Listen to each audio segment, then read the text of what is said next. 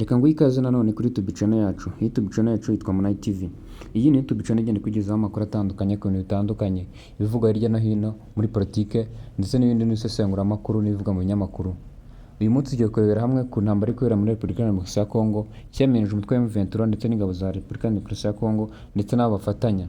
Uyu munsi hari inkuru igenda ivuga ko ku gitero cy'ingabo za M23 zagabye kuri drone z'Ababiligi. Izi ni drone zoherejwe na leta y'Ababiligi mu gufasha Repubulika ya Demokarasi ya Kongo mu kurwanya umutwe wa M23. Gusa izi inkuru ivugwa nuko izi drone hasigayemo nkeya cyane. Umutwe wa M23 ngo urimo urazimanura butosho.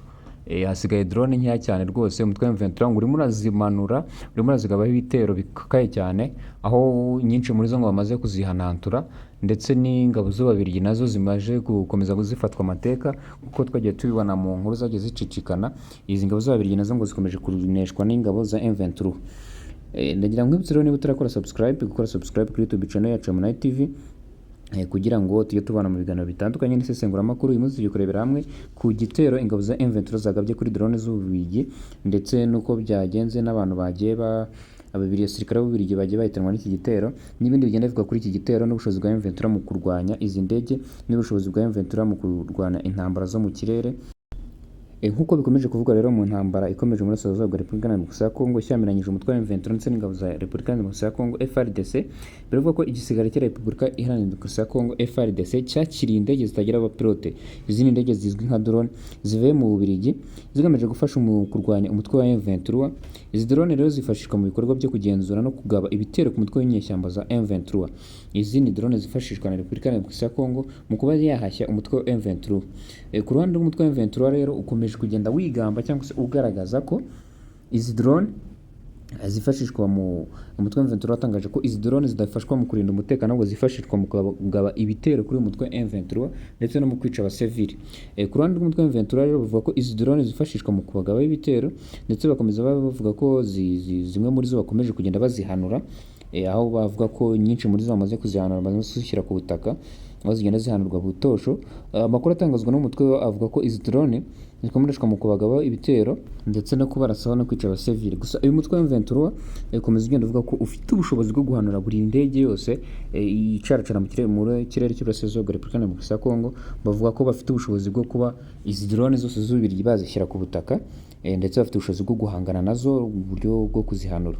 Ibikorwa rero bikomeje gutera impungenge izi intambara ikomeje kubera muri Burasirazuba bwa Repubulika ya Demokarasi ya Kongo, ndetse n'ikoreshwa ry'izi drone bikomeje gutera impungenge kuri intambara. Bavuga se Samidi yarasiragiye, Ububirigi buraje buzanye ibikoresho bihambaye, ese M23 rero byitwaramo gute? Ubushobozi bwa M23 ni ubuhe mu kuba bahangana n'izi bitero bya drone? Ni ibintu byinshi abantu bakomeje kugenda bibazaho. Gusa M23 yakomeje kugenda igaragaza ko ifite ubushobozi buhambaye bwo kuba yahangana n'ibitero bya za drone, cyane cyane ko bakomeza kugenda bavuga ko inyinshi muri zo bamaze kuzihanura. Nyinshi muri zo zimaze kugera ku butaka, zikomeje guhanurwa na misile za M23, ndetse M23 nayo ivuga ko igifite indege zitandukanye ndetse nayo ifite amadrone agenda yifashishwa mu kuba yabasha guhangana no kugenzura ahantu umwanzi ari, ndetse no kubafasha ku rugamba. Bakomeza kugenda bitwara neza ko ugenda ubibona muri raporo zigenda zitangwa ndetse n'amatangazo agenda atangwa.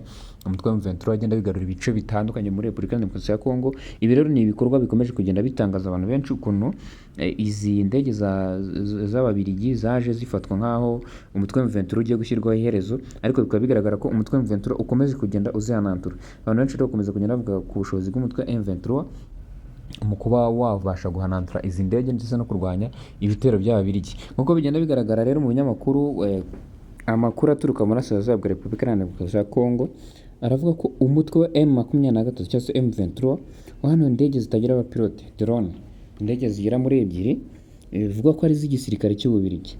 Ibi byabereye mu gace ka Walikale, aho imirwano ikomeje gukaza umurego hagati ya M23 ndetse n'ingabo za Repubulika ya Demokarasi ya Kongo. Muri Walikale rero niho bivugwa ko M23 yahanuriye indege ebyiri, indege zitagira abapilote cyangwa se drone, bivugwa ko ari iz'igisirikare cy'Ububirigi. Ibi rero bikaba bikomeza kugaragaza ubushobozi bwa M23 mu guhangana n'ibitero. Uretse ibi kandi hari andi makuru avuga ko M23 yahanuye drone za FARDC, igisirikare cya Repubulika ya Demokarasi ya Kongo. Ibi bikaba bigaragaza ubushobozi bw'uyu mutwe mu guhangana n'ikoranabuhanga rikoreshwa n'ibindi bihugu mu ntambara. Rero bivuga ko M23 ufite ubushobozi buhambaye bwo guhangana n'ibitero by'ikoranabuhanga, cyangwa se n'ikoranabuhanga ryifashishwa n'izi za drone ndetse n'amaradari n'ibindi bikoresho by'ikoranabuhanga byifashishwa mu ntambara. Bivuga ko M23 ifite ubushobozi buhambaye bwo kuba yakontorora ibyo bikoresho, ari naho baheraho bashingira bavuga ko u Rwanda rushobora kuba rufasha uyu mutwe wa M23 kuko bareba ubushobozi ngo ifite, bakabona ni ubushobozi buhambaye bwo kurwanya ibitero byo mu kirere cyangwa se ku butaka n'irindi koranabuhanga byifashisha ikoranabuhanga cyane cyane. M23 ivuga ko iteye imbere mu mikoreshereze y'ikoranabuhanga mu gisirikare cyangwa se mu mirwano. Gusa ku rundi ruhande leta ya Kongo nayo ivuga ko yigeze gutangaza ko yahanuye drone 3 z'umutwe wa M23 mu gace ka Lubero.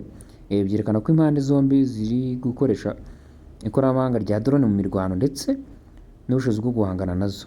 Ibi rero bikomeza kugira impungenge ku baturage cyane ko drone zica nabi, abaturage bagenda byangirikiramo, abasirikare ndetse n'ibikorwa remezo. Drone rero iyi ntambara ikomeje kugenda ivugwa ko harimo harakoresha ikoranabuhanga rihambaye, ndetse na drone abenshi batangiye kuvuga ko ishobora kuzaba nk'iya Israel na Palestine cyangwa se n'iy'Uburusiya na Ukraine, kuko hagenda hakoreshwa ikoranabuhanga cyane cyane. Iyi ntambara rero ikaba ikomeje kugenda ica ibiri muri Repubulika Iharanira Demokarasi ya Kongo. Gusa iyi mirwano ikomeje guteza impungenge ku mutekano muke muri Repubulika Iharanira Demokarasi ya Kongo. Iri guteza imibereho mibi ku baturage ndetse no mu buryo bwa diplomasi, kuko imibanire y'ibihugu yaba ibyo mu karere ndetse n'imiryango mpuzamahanga bikomeje kugenda byitana ba mwana kuri iki kibazo cy'intambara muri Repubulika Iharanira Demokarasi ya Kongo. Reka ngushimire rero twabanye muri iki kiganiro cyacu. YouTube channel yacu yitwa Monai TV. Nkwifuriza kugira ibihe byiza n'amahoro y'Imana. Nkwifuriza gukora subscribe kuri YouTube channel yacu. Nimba utarakora subscribe, nyaboneka dukore subscribe aho ngaho, kugira ngo dukomeze kuzamura umuryango mugari wa YouTube channel yacu. Nkwifuriza kuzagira amahoro y'Imana ndetse no kubana natwe mu biganiro byacu by'ubutaha.